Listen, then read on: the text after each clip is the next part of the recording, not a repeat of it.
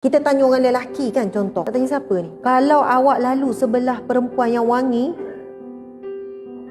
okey. Hukum memakan minyak wangi sunat. Sunat bagi lelaki berwangian. Pergi masjid, sunat berwangian dekat rumah dengan isteri, berwangian nak keluar rumah, nak pergi pejabat, maksudnya berwangian. Hukum asalnya adalah sunat. Maksudnya pakai minyak wangi dapat pahala. Jadi dia bukan hukumnya harus, dia sunat. Bagi wanita, dia jatuh sunat juga dituntut bila di rumah berwangian untuk suami. Lepas tu boleh digunakan. Macam saya akan spray pada sejadah.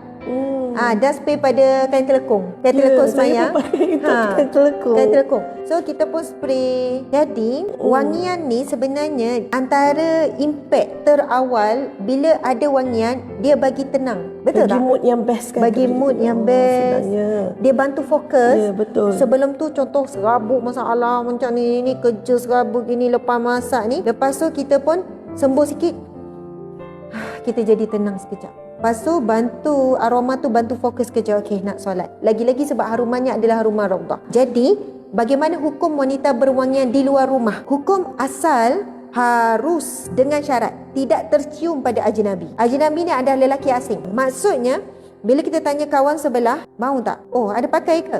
Maksudnya orang tak bau pun. Orang sebelah tak bau. Tetapi bagi orang yang berhati-hati, dia tak pakai. Elakkan terus pakai pada pakaian ataupun pada badan. Sebab bimbang, orang tu dah imun dah dengan bau wangi tu, jadi dia tak ada bau lah.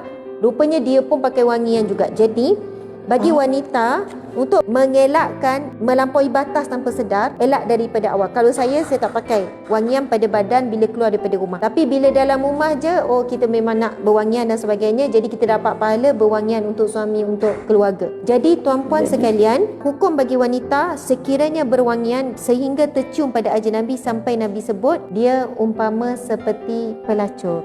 Masya Allah. Nak sebut pun rasa macam, tapi jelas Nabi sebut begitu. Kenapa? Kerana pada zaman jahiliyah, wanita-wanita yang saya sebutkan tadi, yang melakukan perbuatan keji tersebut, dia menarik pelanggan dengan cara begitu. Jadi orang dah tahu dah yang wangi-wangi tu golongan mana. Maka berwangian-wangian ni pada zaman jahiliyah dah tahu dah golongan mana, siapa. So pada zaman tersebut dielakkan. Orang biasa memang Nabi larang. Jadi benda larangan itu kekal sampailah sekarang. Kita tanya orang lelaki kan, contoh. Tak tanya siapa ni? Kalau awak lalu sebelah perempuan yang wangi, sambil berzikir, istighfar, tapi maksudnya kita kan selalu berurusan pergi shopping complex. Ada tarikan tak rasa macam nak tengok? Ya, tak kena tarikan magnet. Maksudnya sebenarnya bukan lelaki saja. Enak, kita perempuan pun bila kita bersisir ada perempuan wangi sangat, kita pun Toleh terus. Toleh. Automatik terus toleh. boleh. Sedapnya bau. Bagi perempuan dia sekadar sedapnya bau. Bagi lelaki terangsang tak? Soalan Dia tu terus susah nak geling. jawab. Semua kat belakang ni terus geling Ustazah. Okey. Tengok. Kan jujur Yeah. kan. Itu lelaki normal, ni kuah normal. Cek balik. Kena cek hormon. Takut tak stabil. Okay. Maksudnya adalah dia lelaki rangsangan tu lebih. Perempuan cuma wah wanginya. Sedapnya bau dia. Tapi lelaki dia boleh pergi lebih. Dia boleh pergi kepada bayangan.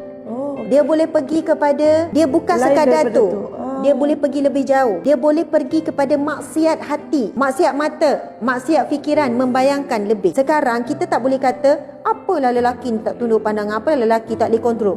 Mana kita boleh kontrol bau nak masuk? Kita tak boleh sekat udara kan untuk benda tu sampai kepada kita. So suami saya, encik suami saya Ustaz kan, dia risau. Dia kata macam mana ni bila keluar nanti kan orang ingat bila Ustazah keluarkan minyak wangi ni jadi boleh pakai kat badan, jadi diorang buat rasan kan Ustazah Mak yang keluarkan ni. Minyak wangi wanita di pasaran sangat banyak. Hukum tetap hukum jelas. So kita tahu bila kita nak pakai.